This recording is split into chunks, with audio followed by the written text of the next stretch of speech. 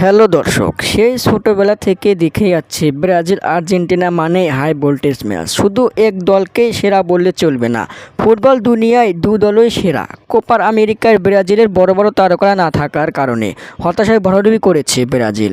তবে 2026 বিশ্বকাপে পূর্ণাঙ্গ দল নিয়েই মাঠে নামছে ব্রাজিল।